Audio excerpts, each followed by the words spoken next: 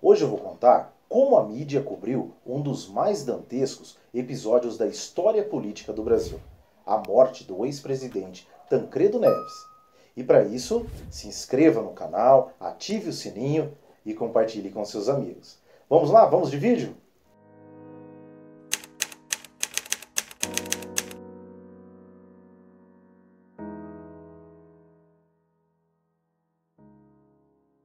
Tancredo Neves, mineiro de São João del Rei, foi eleito pelo Colégio Eleitoral em 1985 para ser presidente do Brasil. Tancredo Neves seria o primeiro presidente civil após 21 anos de ditadura militar no Brasil. E a imprensa acompanhou todos os passos do presidente até ele ser eleito e aguardando a tão esperada posse do presidente. Como primeiro compromisso como presidente eleito do Brasil, Tancredo Neves foi visitar vários países da Europa. Depois desses países, foi até os Estados Unidos e foi recebido em Washington pelo então presidente Ronald Reagan. Nessa viagem, alguns assessores que foram nessa comitiva citaram que o presidente já vinha reclamando de problemas de saúde e dores na região do estômago eram constantes, segundo alguns especialistas. O assessor internacional do presidente, Rubens Recupero, disse ao Observatório da Imprensa que o presidente já reclamava de problemas, de dores na região pélvica. E isso dava um início a um indício do que estava acontecendo com o presidente. Em 14 de março de 1985, Tancredo Neves é internado às pressas com fortes dores e também problemas respiratórios no Hospital de Base de Brasília. Nesta altura, a mídia já pensava e discutia quem será que assumiria no lugar de Tancredo Neves. O plantão do Jornal Nacional informa em edição extraordinária. Rede Globo na posse do novo presidente da República. Nós estamos aqui ao telefone com o senador Paulo Brossard, que é um jurista e que foi senador da República pelo PMDB e que vai nos dar explicação sobre como fica o quadro constitucional agora que o presidente eleito Tancredo Neves está hospitalizado e vai sofrer uma cirurgia da apendicite. A resposta foi de que José Sarney, então vice-presidente na chapa de Tancredo, pudesse assumir, mas tinham muitas outras coisas que poderiam acontecer nesse momento. Faltando pouco tempo para a posse, Tancredo já estava internado e com uma situação totalmente diferente daquilo, aguardando a sua posse. E a mídia, na época, já pensava, já tratava, já comentava sobre: será que Tancredo Neves conseguirá presenciar a sua posse, estar na sua posse e assumir a presidência da República? A imprensa, num primeiro momento, tratou de especular o que aconteceria com Tancredo. E a primeira ideia foi de que Tancredo estava sofrendo com alguma inflamação no apêndice. Mas o primeiro boletim, que foi emitido pelo Hospital de Base de Brasília e pela assessoria da Presidência da República, disse que o presidente estava sofrendo de uma inflamação no divertículo de Merkel. O excelentíssimo senhor Tancredo Neves foi operado esta madrugada de quadro abdominal agudo no Hospital de Base do Distrito Federal. O diagnóstico cirúrgico foi de divertículo de Merkel. O secretário de imprensa, Antônio Brito, era o que levava os boletins médicos para os jornalistas, que aos poucos foram se amontoando dentro do Hospital de Base de Brasília, para saber e levar informações para a mídia e levar para a população a situação real do presidente naquele momento. Durante todo esse vídeo, nós vamos conversar e falar sobre o tal Observatório da Imprensa, que era comandado pelo célebre jornalista Alberto Dines. Ele vai ser uma base do que nós vamos conversar e vamos passar para você essas informações. Um dos porta-vozes que levava informações para os jornalistas era o neto de Tancredo Neves, o ex-governador Aécio Neves. Ele tentava tranquilizar a população por meio da mídia, dizendo que o seu avô estava tudo bem e que o presidente tomaria posse sim, o mais rápido possível. Porém, o que estavam tentando esconder da mídia é que o presidente da República estava tudo bem. E isso parecia mais iminente a cada boletim que era emitido pelo hospital. O secretário de comunicação da Presidência da República, Antônio Brito, aquele que deu a notícia da morte de Tancredo, disse que estavam tentando esconder e ele não sabia realmente qual era a situação do presidente, que estava internado ainda no Hospital de Base de Brasília. Tem um segundo momento onde as coisas materialmente se organizam, tem uma sala, tem uma rotina, mas a imprensa ainda não percebeu que a gravidade é muito maior do que aquela gravidade aparente. E eu também não percebi. E quem está comandando, na verdade, são os médicos. E os médicos estão comandando com uma visão de que tudo passa. Em entrevista, Alberto Dines, do Observatório da Imprensa, Antônio Brito deixou muito claro que a imprensa realmente não sabia da gravidade do caso do presidente Tancredo Neves. E os boletins médicos que vinham do hospital, mas vinham da Presidência da República, eram tranquilizadores a respeito do estado de saúde do presidente Tancredo Neves. Porém, a capa do jornal A Folha de São Paulo, de 21 de março de 1985, dava outro rumo ao estado de saúde do presidente. Nela, o jornalista deu-se conta que haveria um tumor dentro do intestino do presidente da República. Na capa, o jornalista deixava claro que havia um tumor dentro do intestino do presidente da República e que seu estado não era nada bom. E essa informação foi dada pelo jornal A Folha de São Paulo, desmentindo todas as notas oficiais que vinham dentro do hospital por meio da assessoria de imprensa da Presidência da República. E essa informação, apurada pelo jornal Folha de São Paulo, foi importantíssimo para dar novos rumos às investigações de como estava a saúde do presidente. Isso mostra que as notas oficiais nem sempre devem ser levadas em consideração pelo jornalista.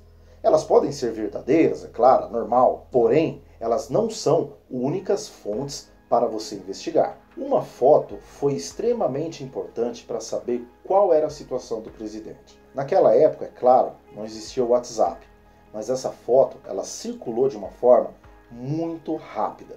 E eu vou contar essa história da foto do ex-presidente.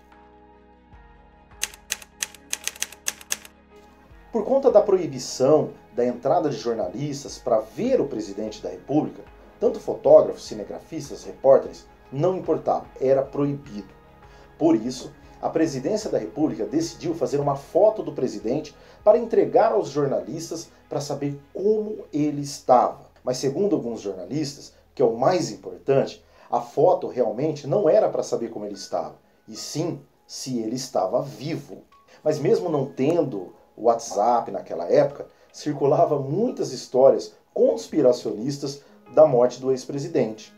Ele estava morto, foi seguro, seguraram essa informação, não passaram para a mídia e tal. Essa foto tratou de quebrar esses paradigmas e mostrar que o ex-presidente estava vivo, porém o estado de saúde dele era ainda mascarado. A foto foi feita do presidente numa sala, em um sofá, ao lado de sua esposa, Dona Risoleta Neves, e ladeado por vários médicos.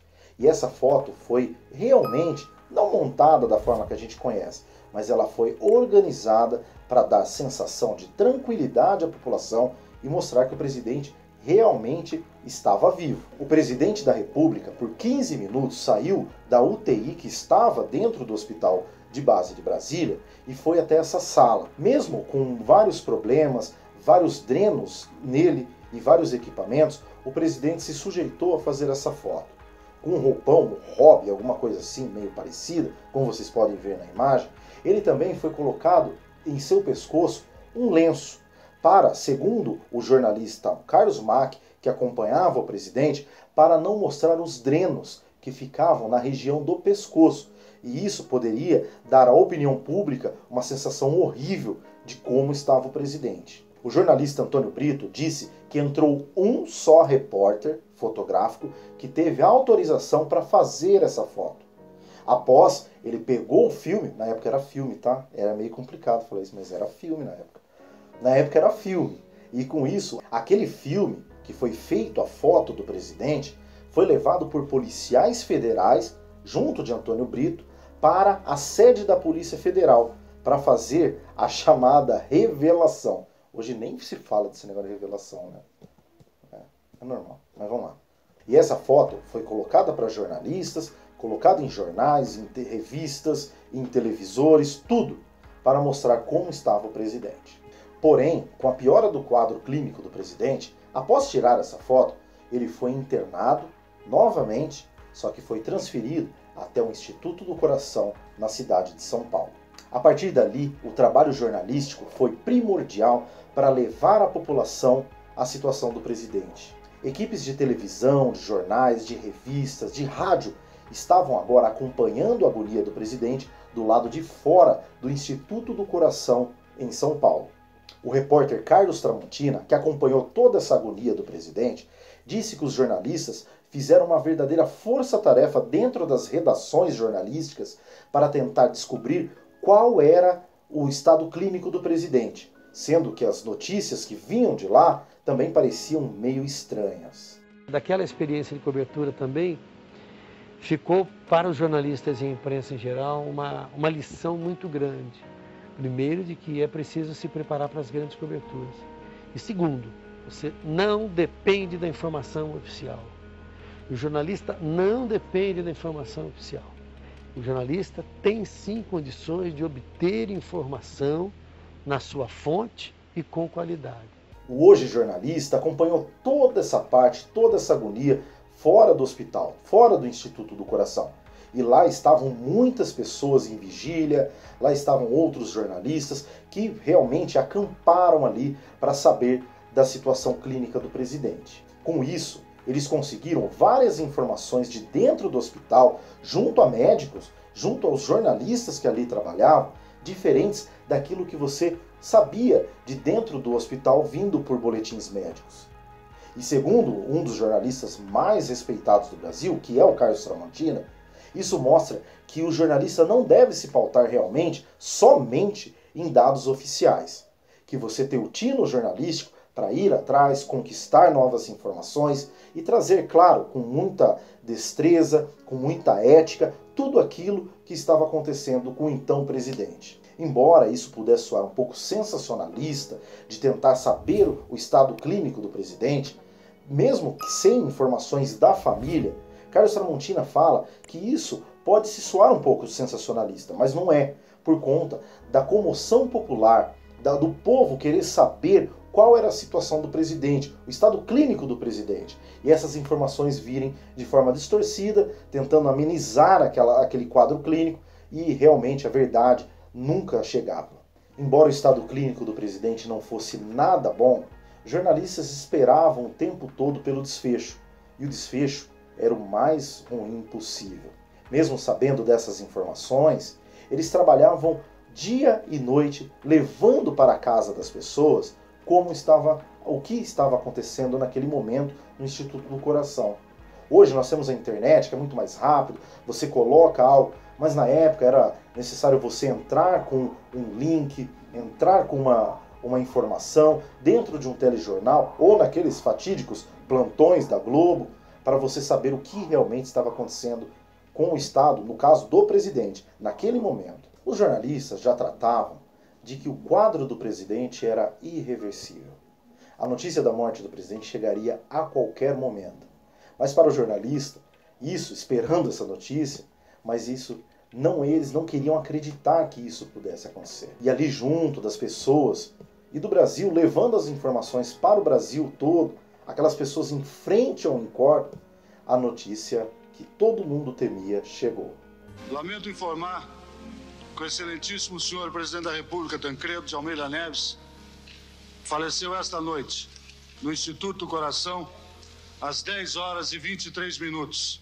Essa é mais uma história de como a mídia brasileira tratou um caso que chocou todo o país, que demorou inúmeros e inúmeros dias para se concretizar, e como a mídia trabalhou nesse caso. Este caso, conhecido por muitos brasileiros, os mais antigos, é claro, mostra como a mídia trabalhou na cobertura ampla de todo esse desfecho da morte do ex-presidente. Mostrou que dados oficiais não devem ser realmente levados como verdade pura e crua. Devem ser contestados e buscados de formas extraoficiais as informações que você necessita. Se você chegou até aqui, gostou da história, gostou do nosso vídeo, peço que se inscreva no canal, compartilhe, ative o sininho e mande para outros amigos. Obrigado, até logo.